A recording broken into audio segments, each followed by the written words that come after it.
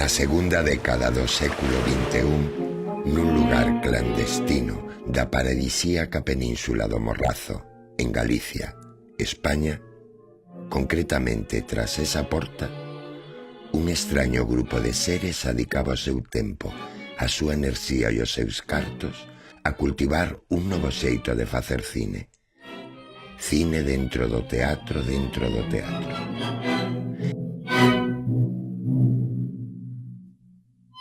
Un caluroso día de verán, sentínme eu posuído por unha enerxía indescriptível. Unha especie de sinal polifónico desafinado invadiu o meu ser e aquela porta abriuse para min. Aquel día vin, nunha gran pantalla, unha historia inquietante e seductora, mais a pesares do poder atraínte daquelas imaxes, ao mesmo tempo tamén podía ver e escoitar como únicamente dous humanos manipulados creaban en directo a realidade que estaba a ser proxectada. O obxectivo de quen movía todos aqueles fíos era que alcanzase eu un estado hipnótico no que, como eles din, fose capaz de ver. Abofé que así foi. Eles se facían chamar Colectivo Cinema Esticado. A súa primeira creación titulouse Striptease, episodio 1, Mirlo e Rula. Un espectáculo de cine ao vivo, unha película efémera, un filme imposible de piratear e tamén, por que non dicilo, casi imposible de ser visto. Cando remataron, convidáronme a coñecer as tripas daquela creación.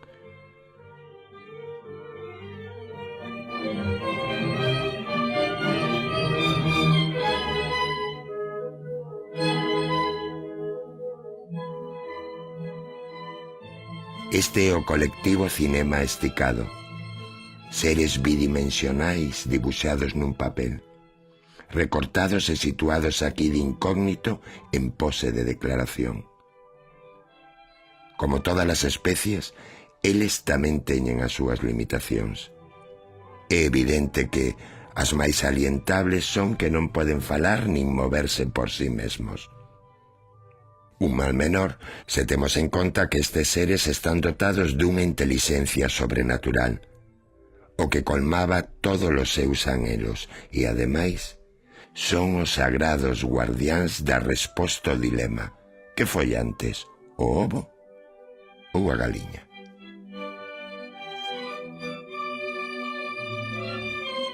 Tres anos antes daquel día en que os coñecín, o peso de tal responsabilidade tornouse insoportable e entraron nunha profunda crise de identidade.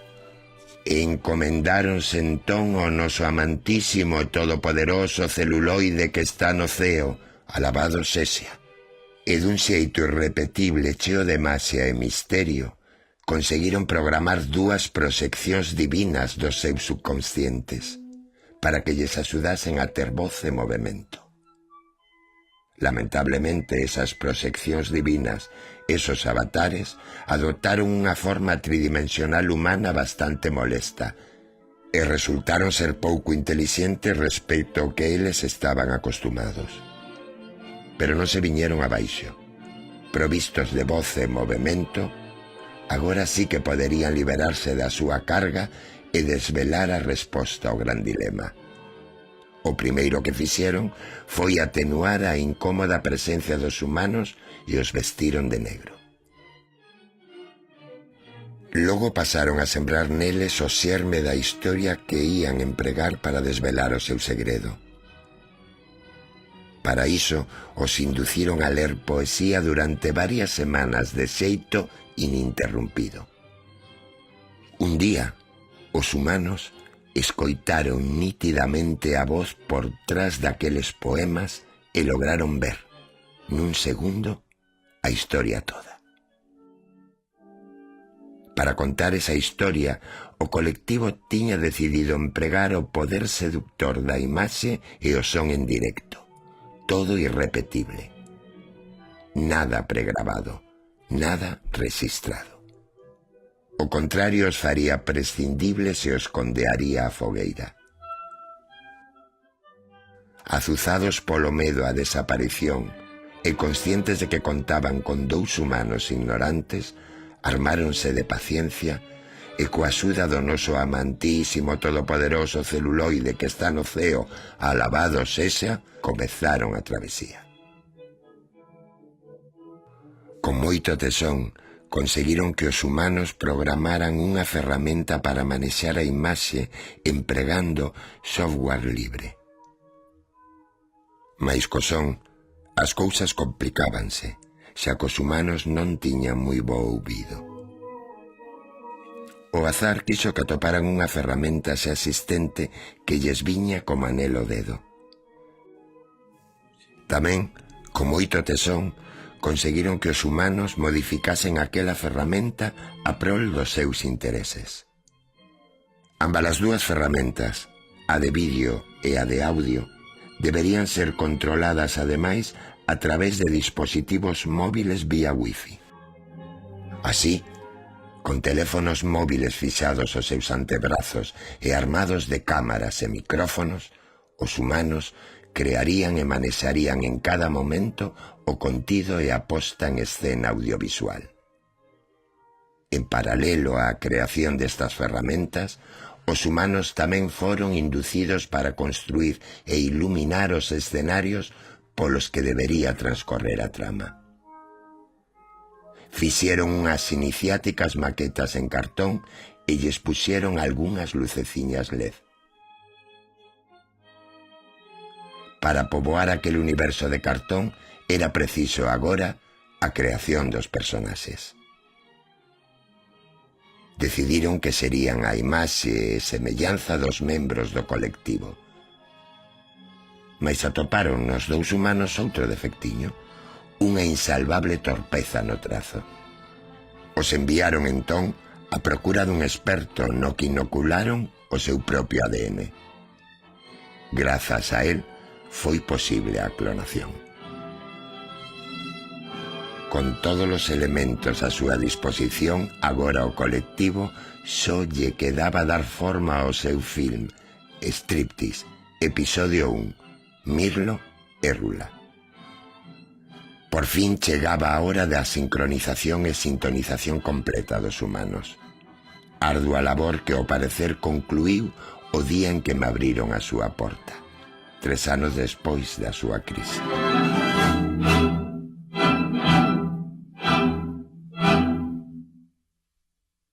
Como conclusión, podo dicir que o termo striptease é expandido neste filme espectáculo no seu sentido máis figurativo cara a imposible procura de espir a verdade.